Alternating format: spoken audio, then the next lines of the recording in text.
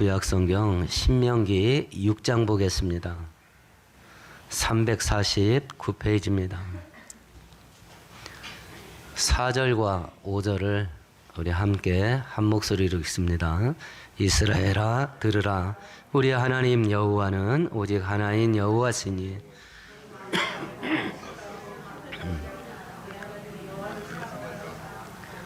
아멘, 아멘. 우리가 계속 예배가 무엇인가 라고 하는 것을 성경을 통해서 살펴보고 있는데요. 지난주에 살펴본 내용을 우리가 기억해 보십시다. 사람은 무엇인가 목말라 하고 갈급해 하고 욕망하면서 살게 돼 있습니다. 그런데 그것을 세상이나 세상에 있는 것들을 이용해서 목마름을 해결하려고 하면 더 심한 갈증에 빠지게 된다라는 것을 말씀하셔요. 인생의 본질적인 갈급함은, 메마름은, 목마름은 하나님의 생수를 마셔야 해결될 수 있는데 이것을 예수께서는 예배로 연결하셨어요. 그래서 예배의 본질은 하나님에 대한 목마름이다. 예배의 본질은 하나님을 갈급해하는 거다라는 것을 살펴보았습니다. 오늘 우리가 살펴볼 내용은요, 그러면 예배를 드리는 우리가 어떤 태도, 어떤 마음의 자세를 가지고 하나님께 예배드려야 그 예배가 하나님의 기쁨이 될 거냐라고 하는 내용을 살펴볼 겁니다. 하나님이 기뻐하시는 예배, 예배자의 자세 혹은 예배의 특징 첫 번째는 5절인데요. 같이 읽어보십시다. 너는 마음을 다하고 마음을 다하고 뜻을 다하고 힘을 다하라. 하나님을 예배할 때 이걸 마가복음 12장 30절에서 예수님께서는 하나를 더 추가하셨어요. 목숨을 다하여 라는 말을 추가하셨습니다. 마음, 나의 전심, 그리고 뜻, 나의 뜻, 그리고 목숨. 이것이 의미하는 게 뭘까요? 우리의 전부입니다. 우리의 전부예요. 그러니까 이것을 들여서 하나님을 사랑하라, 하나님을 예배하고 경배하라, 이 말은 나의 전체를 들여서 예배해라 라는 말과 같습니다. 우리가 예배할 때 몸으로도 예배합니다. 그래서 몸가짐을 단정하게 하는 것도 예배 중에 하나입니다.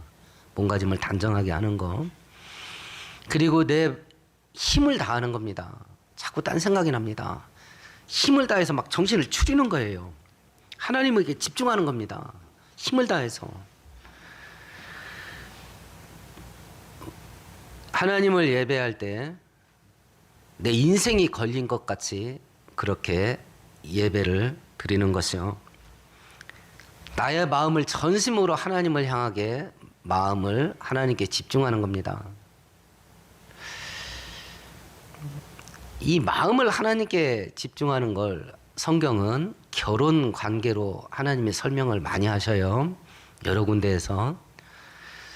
우리는 하나님의 신부된 백성입니다. 하나님의 신부예요. 하나님은 우리의 신랑입니다. 근데 몸은 신랑을 예배하는 이 자리에 있습니다. 근데 마음이 여기 없어. 그걸 결혼 관계로 어떻게 설명했냐면 몸은 남편하고 삽니다. 함께 있습니다. 그런데 마음 속에 그 남편이 없어. 마음 속에 딴 남자가 있어. 요렇게하고 몸은 예배드릴 수 있다는 거예요. 그래서 하나님은 전심, 온 마음을 바쳐서 하나님을 예배해라 라고 할 때는 그 마음 속에 하나님만 있어야 돼요. 그 상태로 예배드리는 겁니다. 그 상태로. 하나님 외에 다른 것이 우리 마음 속에 들어앉을 것들 가장 대표적인 게 세 가지가 있다는 걸 늘 기억하세요. 첫 번째가 돈입니다. 두 번째가 세상에서 성공하고 출세하는 겁니다. 세 번째가 재미있고 즐기면서 사는 겁니다. 이런 것들이 온통 나의 뇌리 속에, 나의 마음 속에 가득 찬 상태로 몸은 예배 드릴 수 있다. 근데 진짜 하나님이 받으실 예배는 그 마음 속에 하나님만 있어야 된다. 그 상태로 예배를 드려야 된다. 이걸 이야기를 합니다. 이렇게 전체를 드려서 하나님께 제사 드리고 예배 드려야 된다라고 하는 것을 구약 성경에서는 짐승을 바쳐서 제사를 드리는 제사 속에서 하나님이 설명을 했어요. 성경은 한 구절 찾아볼까요? 레위기입니다. 구약 성경 147페이지입니다.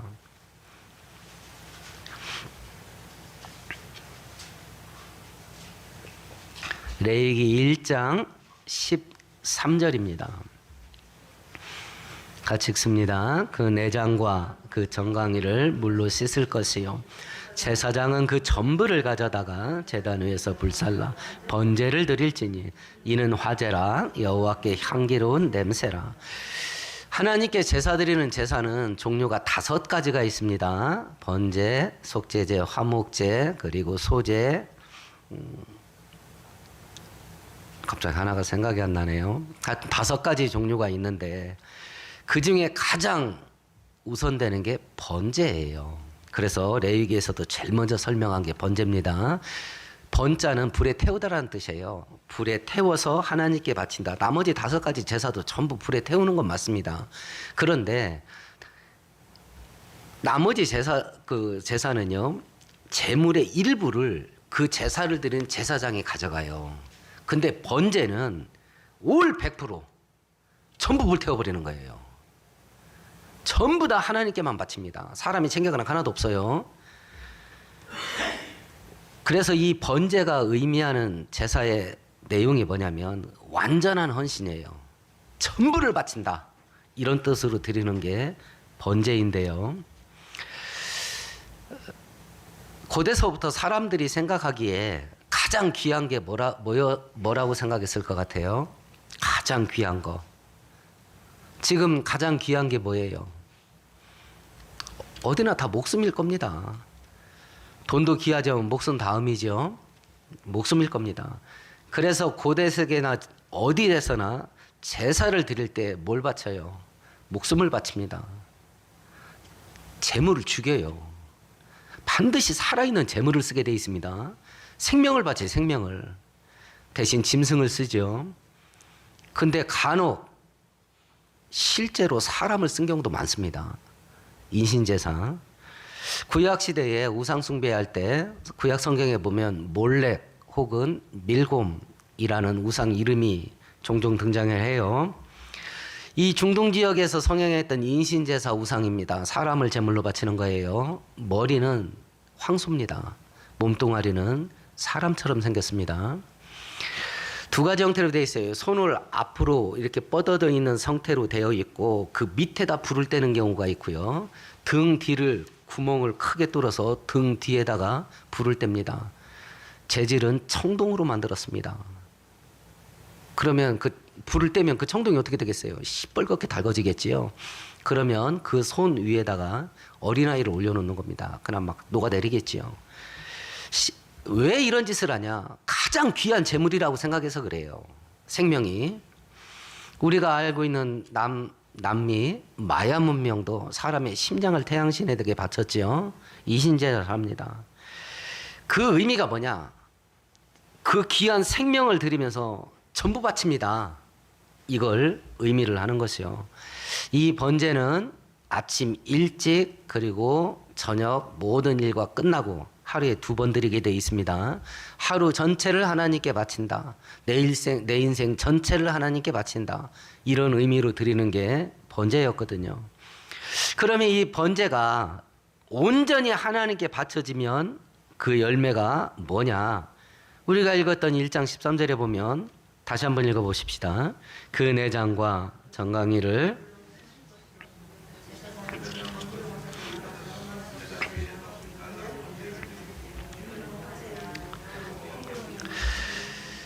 이걸 하나님이 어떻게 받으신대요? 향기로운 냄새로 받는답니다. 그런데 우리가 고기 구워 먹어봐서 알지만 고기 타는 냄새가 향기롭지 않습니다. 사람에게는 역겨울 겁니다. 그런데 단순하게 살코기만 타는 게 아닙니다. 기름기, 내장 다 탑니다. 그러니까 우리가 고기 구워 먹을 때 나는 냄새하고는 차원이 달라요. 이게. 그런데 이걸 하나님이 향기로 받는다. 하나님이 그런 역겨운 냄새 좋아하실까요? 뭘로 보았을까요? 그 고기 타는 실제 냄새를 향기로 받으신 게 아니라 뭘 향기로 받은 거예요? 그 제물을 바친 그 사람, 그의 제사를, 제사 드리는 태도, 제사 드리는 마음, 제사 드리는 행위, 이 전체를 향기로 받으시는 거죠. 그래서 이렇게 전부를 드려서 하나님께 예배 드리는 이걸 하나님이 어떻게 받으시냐? 향기로운 냄새로 받아요. 10,000명이 모여서 하나님께 제사 드립니다. 예배 드립니다. 하나님 뿌듯해 할 것 같습니다. 우리처럼 20-30명 모이면요. 이거 어떡할까요, 이걸? 성경은 재물에 따라서 하나님이 향기로운 냄새로 받지 않습니다. 돈 있는 자는 소를 바칩니다. 돈 없는 자는 염소나 양을 바칩니다. 그것도 없는 자는요. 비둘기 바칩니다. 그런데 결과는 똑같습니다. 하나님께 향기로운 냄새로 받습니다. 10,000명이 드리는 예배, 10명이 드리는 예배, 2명이 드리는 예배 똑같습니다. 바울과 실라가 고문을 당하고 빌립보 지하 감옥에 갇혀서 둘이 예배 드렸죠. 거기 어떤 일이 벌어졌죠? 지진이 일어났습니다. 감옥의 문이 다 열렸습니다. 향기로운 냄새입니다. 조건은 있습니다. 전부를 바쳐야 됩니다. 전부를. 우리의 전 존재를 하나님께 드려서 제사를 드리는 것이, 예배를 드리는 것이 예배의 첫 번째 특징이에요. 하나님을 기쁘시게 하는 예배. 만일 이것이 온전한 전부를 드리는 제사가 안 됐을 때 이게 어떤 일이 벌어지냐? 구약성경 맨 끝에 있는 거 말라기서로 잠깐 가보십시다. 마태복음 앞에 있습니다. 말라기에서 1장입니다.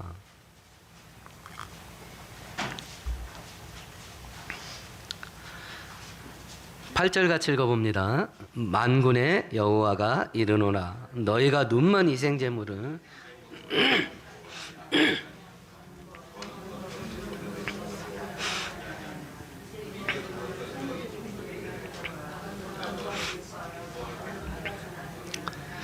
말라기서는요 제사의 타락을 책망한 하나님의 선포예요.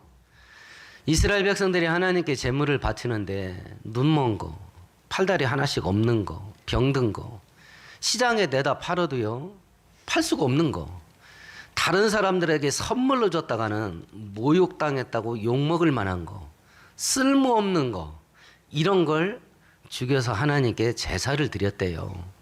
제물의 온전한 특징, 모든 제사의 제물의 특징은 공통점 딱 하나예요. 온전한 제물, 온전한 제물. 근데 이게 아니야. 이런 걸 드려서, 그러니까 온전한 것 전부를 드려서 하나님께 제사 드리는 거에서 벌써 딱 어긋난 겁니다. 이랬을 때 하나님이 어떻게 할 거냐? 10절 끝절에 보니까 안 받는다. 그런 거 안 받는다.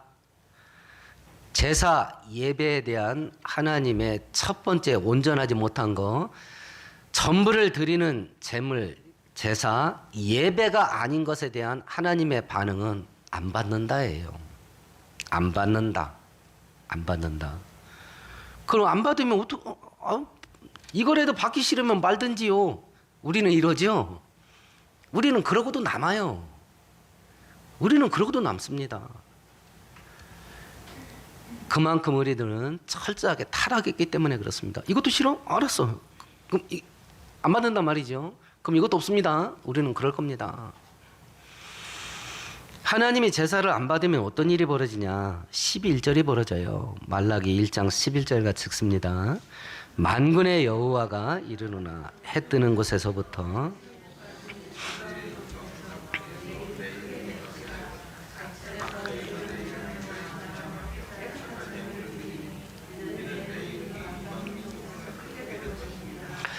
우리도 하나님께서 이런 제물 드렸을 때 안 받는다 그럴 때 싫다고요? 알았습니다. 그럼 이것도 없습니다. 우리가 그렇게 하고도 남습니다만 하나님께서 뭐라고 말씀하셨냐면 나한테 제사 드리기 싫어? 알았어. 그럼 앞으로 제사 드리지 마. 나에게 제사 드리는 특권을 내가 이방인에게 주마. 이랬어요. 제사는 하나님이 우리에게 제사밥 달라고 구걸하는 게 아닙니다. 만군의 여호와 하나님을 제사 드리는 특권을 우리한테만 준 거예요. 싫어? 알았어. 딴 데로 간다.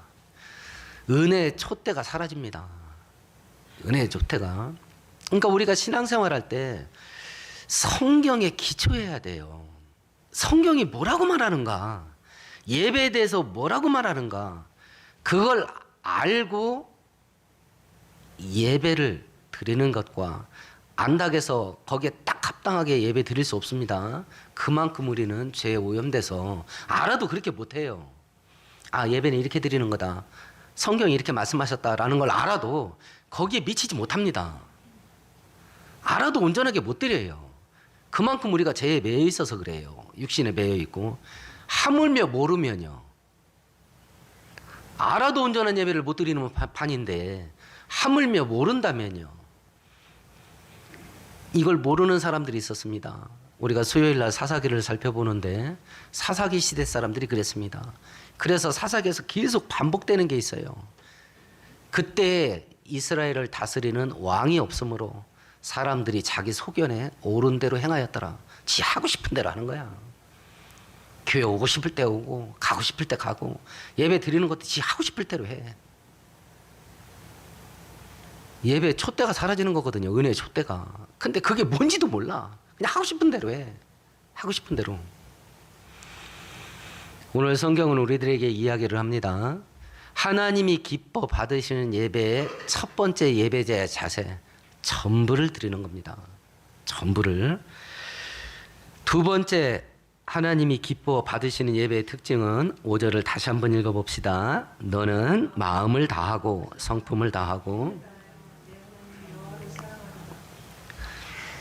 전부를 드린다는 이야기는 다른 표현으로 하면 온전한 복종을 뜻해요.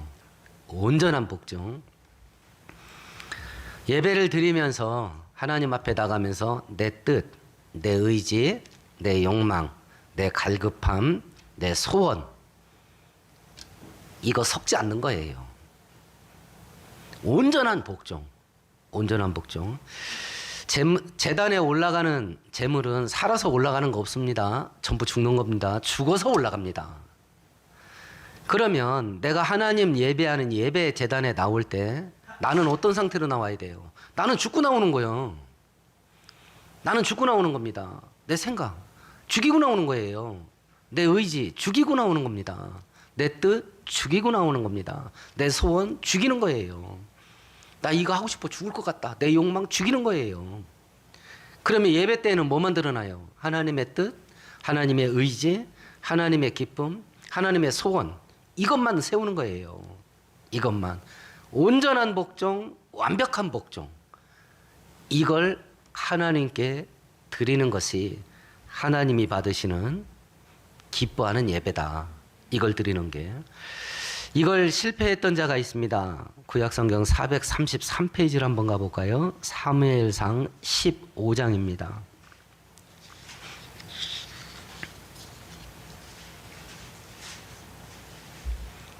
22절 23절 같이 읽습니다. 사무엘이 가로되 여호와께서 번제와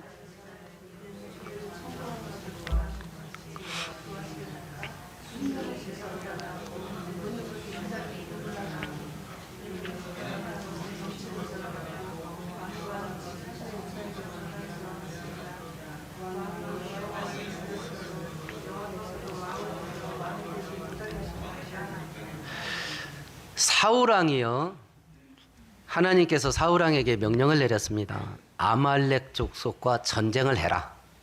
광야에서 이스라엘 백성들이 행진할 때 후미에 처진 이스라엘 백성들을 아말렉 족속이 약탈을 했거든요. 그래서 하나님께서 모세에게 명령을 내렸어요. 아말렉을 지상에서 지워라. 그걸 사울왕에게 명령한 거예요. 사울왕에게 하나님이. 그래서 3절에 보면 아멜렉과 전쟁을 할 때 코로 숨쉬는 건 전부 죽여라 그랬습니다. 코로 숨쉬는 건 누가 코로 숨쉴까요? 코로 숨쉬는 거 사람 전부와 짐승 전부예요. 야, 하나님 진짜 대단하다. 이거 하나님한테 잘못 걸리면 뼈도 못 추리겠다 이거. 어린아이, 임산부, 노인, 여자 막 전부 죽이는 거야. 짐승까지. 하나님이 왜 이렇게 잔인하냐. 여기에 걸렸다는 골로 가겠다 이거. 그래서 구약 초대교회 때 나타난 이단 중에 말시온이라는 사람이 주도가 됐던 말시온 이단이 있었습니다. 이 이단은 지금 제가 생각했던 이 의심에 빠진 거예요. 하나님이 왜 이렇게 잔인하냐. 구약의 하나님은 심판하시고 저주하시고 징계하시는 하나님이다. 그런 내용이 많잖아요. 그래서 구약 성경은 아니다. 그래서 신약 성경만 인정했어요. 이걸 이해를 못한 거야. 이런 하나님을. 하나님이 아말렉을 코로 숨쉬는 걸 전부 죽이라 하겠고 가나안 땅 여호수아에게 가나안 땅 정복할 때 살아있는 사람은 전부 죽이고 아니면 내쫓든지 가나안 7족속은 둘 중에 하나를 해라 했던 이유가 뭐냐면 그 가나안을 뭘로 봤냐면 죄로 본 거예요. 거룩 전쟁이에요. 땅 따먹기 정복 전쟁이 아닙니다. 죄로 보았기 때문에 어린아이도 죽여라 이 말을 오늘날 살아가는 우리들이 어떻게 받아야 되냐. 내 인생 가운데 죄된 것은 아무리 작고 사소한 것도 잘라내야 된다 그 뜻이에요. 이 거룩 전쟁이라고. 근데 이걸 정복 전쟁, 땅 따먹기 전쟁으로 이걸 오해해서 받아들인 거예요. 그러니까 씨를 말려버려라. 이런 하나님을 받아들일 수가 없어. 나 이런 잔인한 하나님 못 믿는다 해서 구약 성경 전체를 그냥 떼어내버렸다니까요. 이건 성경 아니야 하고 제거해버렸다고. 말시온 이단이. 지금도 이런 생각 갖고 있는 성도 굉장히 많을 겁니다. 많을 거예요. 아말렉과의 전쟁은 거룩 전쟁입니다. 그런데 좋은 것들 토실토실한 거 살려갖고 왔거든요. 그러니까 사무엘이 책망했습니다. 이거 뭐요? 이랬더니 사울왕이 하나님께 번제 드리려고요. 이랬어요. 그러니까 사무엘이 책망합니다. 순종하지 않는 것은 우상에게 제사 드리는 거와 똑같습니다. 하나님께 복종하지 않고 순종하는 것 없이 제사를 드렸다. 우상에게 제사 드린 거와 똑같다. 똑같다. 그러면 지금 예배 드리는 우리의 마음 상태가 어떤 건지 살펴봐야죠. 하나님께 절대 복종하고자 하는 마음의 결단이 있나 없나. 하나님께 절대 순종한다 라고 하는 그런 삶의 의지가 있는가. 이걸 살펴봐야 돼요. 만일 그게 없으면 우상에게 제사하는 거하고 똑같다는 거예요. 건물은 교회 건물이야. 예배 스타일은 교회 예배 스타일을 따라서 예배를 드려. 근데 실상은 우상에게 제사한 거야. 하나님께 복종할 마음이 없는 걸. 하나님께 순종할 마음이 없는데요. 하나님이 기뻐하는 예배자의 두 번째 특징은 절대 하나님을 향한 절대 복종의 마음으로 예배드리는 거예요. 이 시간 우리의 생각, 의지, 뜻, 내 기분, 내 감정 이것은 십자가에 못 박고 오직 하나님만 세워드리는 귀한 시간 되기를 축원드리겠습니다. 하나님이 기뻐 받으시는 예배자의 태도 세 번째입니다. 5절을 다시 한번 읽어봅시다. 너는 마음을 다하고 5절처럼 하나님을 예배 제사 드릴 때 만약 이대로 한다면 어거지로 하는 것 같아요. 즐거움과 기쁨을 하는 것 같아요. 즐거움과 기쁨을 하겠지요. 그래서 하나님께 제사 드리는 걸 이렇게 표현한 겁니다. 구약성경 한 구절 보십시다. 848페이지입니다. 시편 68편이에요.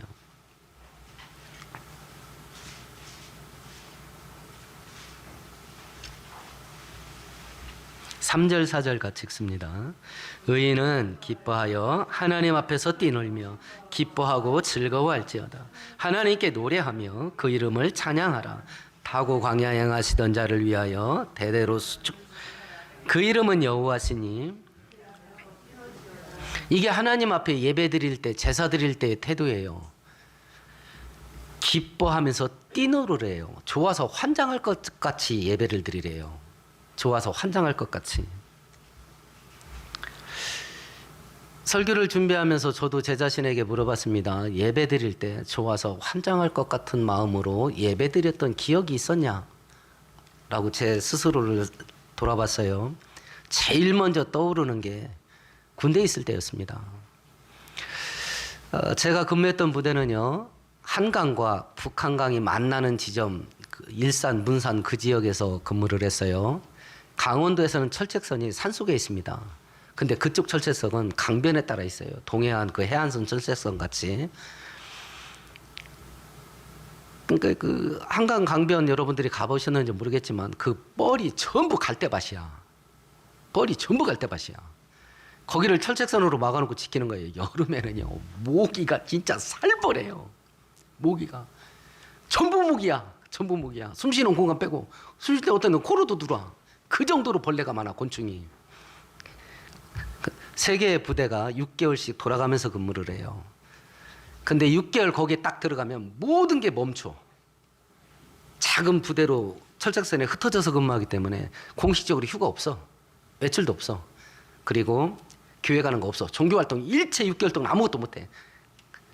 내문반은요, 칠흑같이 만들어 놓고요, 2시간 자고 2시간 철책 근무 쓰고, 2시간 자고 2시간 근무, 2시간 자고 2시간 근무.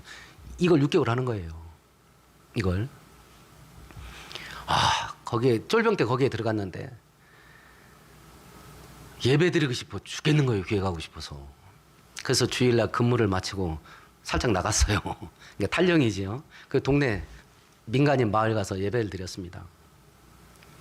딱 앉아서 예배 시작하는데 엉엉 울었어요. 엉엉. 너무 좋더라고. 뭔 찬송 불렀는지도 몰라. 설교도 하나도 기억도 안 나. 처음부터 끝까지 울었으니까. 그리고 이제 민간인 밥 잘 얻어먹고 부대 들어갔습니다. 난리가 났죠. 쫄병이 없어졌으니까. 그리고 태연하게 들어온 거예요. 그 중대장실에 불려 들어갔습니다. 딱 보니까 머리에 김이 나더라고. 저 이제 맞을 가고 있었죠. 30년 전이니까. 그때는 폭력이 난무하던 때 아니에요, 군대가. 어디 갔다 왔냐고 그러더라고. 그래서 교회 가서 예배 드리고 왔습니다. 그랬더니 뚜껑이 더 열렸어. 뚜껑이 더 열렸어. 뭐 오만 욕을 다 들었죠. 근데 때리지는 않더라고. 그거 신기하더라고요. 때리지는 않더라고. 그러면서 너 다음에 또 나갈까요? 그랬더니 저 교회 가야 됩니다. 이랬어요. 그랬더니 한참을 한 5분 정도 얘기를 않더라고. 그러더니 전화로 내무반장을 부르더라고요. 예, 일요일마다 11시부터 1시까지 근무 빼고 그리고 외출증 끊어줘서 교회 갔다 오게 해라. 그런 얘기 한 번도 없었어. 한 번도. 기적이 일어났잖아요.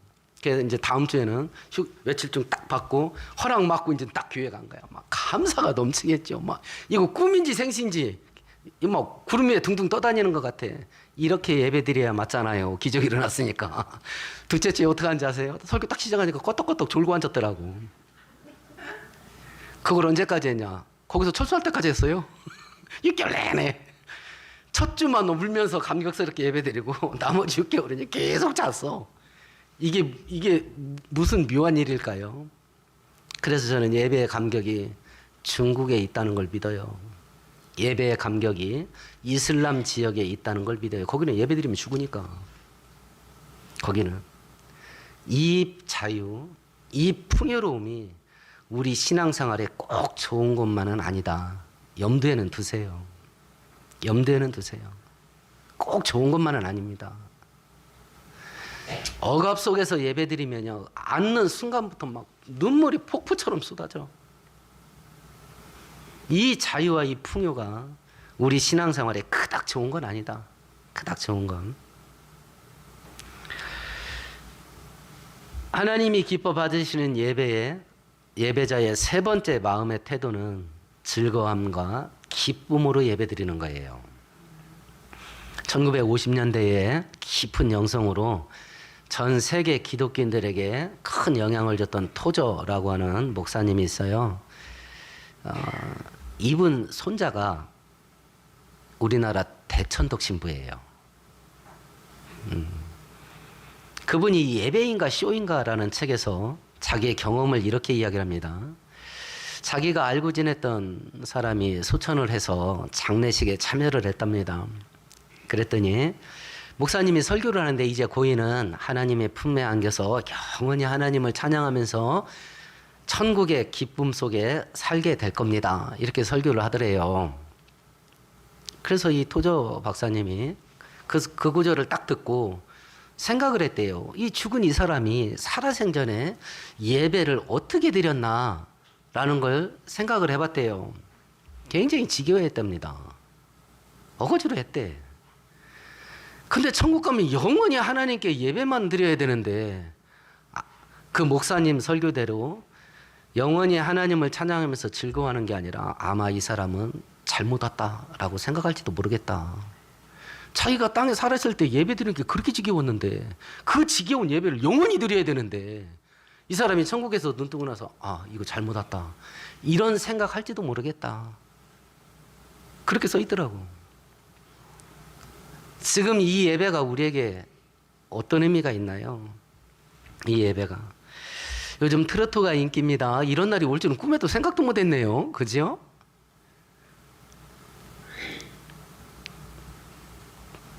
임영웅이가 가는 데마다 사람들이 열광을 합니다. 어제 토요일 날 충무체육관 옆에 대전에 새로운 야구장이 완공이 됐어요. 첫 게임을 했습니다. 만석이었대. 꽉 찼다는 거예요, 거기에. 하나가 패배하고 있다가 막판에 역전승했다나요. 토요일 날 대전이 난리가 났대. 난리가 났대. 작은 야구공 하나에 대전이 열광을 하는데 왜 예수님에게는 열광하지 않는가? 트로트 가수에게 그렇게 열광하는데 기독교인은 왜 예수에게 열광하지 않는가? 아이들이 게임, 놀이에 미쳐 열광을 하는데 우리 아이들은 왜 예수에 열광하지 않는가? 왜 안 하는가? 우리는 예수에게 열광하고 있는가? 이 위험한 때에 재림이 임박한 이 마지막 때인 것 같은 이 시대를 살아가는 우리가 왜 예수에게 열광하지 않는가? 야구공 하나에 축구공 하나에 그렇게 열광을 하면서 예수에게는 왜 열광하지 않는가? 그래서 우리의 예배가 자칫하면 하나님이 받지 않을 수도 있겠다.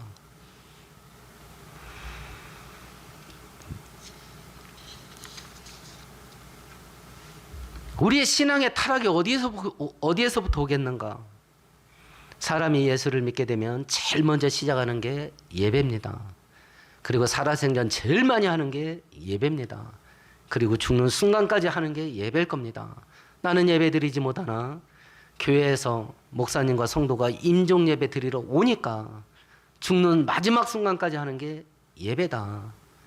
그런데 그 신앙생활의 붕괴가 어디서부터 오냐? 아까 말라기 1장 8절에 보면 제사의 붕괴로부터 와요. 똑같습니다. 제가 성직자 생활 30년째 하고 있는데 성도들이 신앙생활을 건강하게 하냐 안 하냐, 그래도 최소한 현상 유지는 하냐 안 하냐, 그걸 점검하는 게 두 개예요. 첫 번째는 공예배 오냐 안 오냐, 두 번째는 헌금 생활 하냐 안 하냐. 이거 두 개 놓고 딱 들여다보면 대충 맞습니다. 맞아요. 신앙생활의 붕괴는 예배생활의 붕괴부터 와요. 뜨문 오다가 이제 안 보여. 아무리 아파도 병원 가기 전에는 교회 와서 예배 드린다 이렇게 생각하고 계세요. 한 번 빠지면요, 두 번이 쉬워. 두 번 되면 세 번이 쉽고요, 한 달 되면 그 다음에 1년 훅 가. 신앙생활의 붕괴는 예배의 붕괴부터 옵니다. 반대로 신앙생활의 회복은 어디서부터 시작될까요? 예배 회복이에요. 그럴 수밖에 없어요. 우리가 하나님을 믿는다면서 예배가 살아있는 예배가 아니 된다면 하나님을 믿는다는 게 의미가 없죠. 의미가 없죠. 엘리야 시대 아합 왕이 전 국민을 바알 우상 숭배로 몰아갔습니다. 하나님께서 엘리야 선지자를 보내서 바알 선지자 850명과 갈멜산 꼭대기에서 능력 대결을 합니다. 하늘에서 불 떨어지게 하는 신이 진짜다 라고 해서 바알신 제사장 850명이 아침부터 저녁 소재 드릴 때까지 그러니까 공무원 근무하듯이 제사를 드렸던 것 같아요. 아침 9시에서 저녁 6시까지. 풀이 안 떨어져. 이제 엘리야 차례입니다. 엘리야가 제일 먼저 어떤 일을 합니까? 무너진 여호와의 제단을 다시 수리를 합니다. 하나님 제단이 있었어요, 없었어요? 있었습니다. 근데 제사를 하나님께 안 드리고 바알에게 드렸던 거예요. 그러니까 하나님의 제단이 무너졌지. 지금 우리 속에 있는 여호와의 제단이 상태가 어때요? 제단의 기능을 하며 여호와 하나님만 제사를 받고 예배를 받고 있나요? 내 인생 속에서? 아니면 무너져 있나요? 어떤 상태가 됐든지 무너진 여호와의 제단이 다시 회복되는 것, 이것이 신앙 회복의 첫걸음이에요. 이게 코로나 지나면서 예배의 붕괴가 직격탄을 맞았습니다. 한국은 전 세계가 동일했고요. 그 바람에 이제 예배에 대한 열정이 급격하게 식어져 버렸어요. 예배의 의미를 안 둬. 왜냐하면 3년 동안 교회 안 가도 됐거든. 한국 교회, 그리고 우리 건강한 교회, 여러분 개인, 이 신앙의 회복은 예배의 회복에 있다. 그리고 하나님이 기뻐하는 예배는 어떤 예배냐? 전부를 하나님께 드리는 예배다. 그리고 기쁨과 즐거움으로 드리는 예배고, 절대 복종, 절대 순종을 드리는 예배가 하나님을 기쁘게 하는 예배다. 초등학교 2학년 아이가 학교에다가 숙제를 냈습니다. 시를 하나 써와라. 그러니까 이런 시를 숙제로 냈대요. 엄마가 있어서 좋다. 나를 예뻐해 주시니까. 냉장고가 있어서 좋다. 나에게 먹을 것을 주어서. 강아지가 있어서 좋다. 나랑 놀아주어서. 그런데 아빠는 왜 있어야 하는지 모르겠다. 대박이죠. 초등학교 2학년이래. 우리 기독교인으로 바꿔볼까요? 넓은 집이 있어서 좋다. 나를 편하게 해주니까. 돈이 있어서 좋다. 사고 싶은 거 마음대로 사게 해주니까. 취미거리가 있어서 좋다. 재밌게 해주니까. 놀이거리가 있어서 좋다. 즐겁게 해주니까. 그런데 하나님 아버지는 왜 있어야 되는 줄을 모르겠다. 내 인생 속에서 하나님 아버지가 왜 있어야 되는지 난 모르겠다. 이것이 현대 기독교의 흐름이 될 수도 있습니다. 이런 악한 흐름을 거슬러 올라가서 하나님 한 분의 인생을 걸고 사는 우리 모두가 되기를 축원드리겠습니다. 말씀 생각하시면서 함께 통성으로 기도하십시다.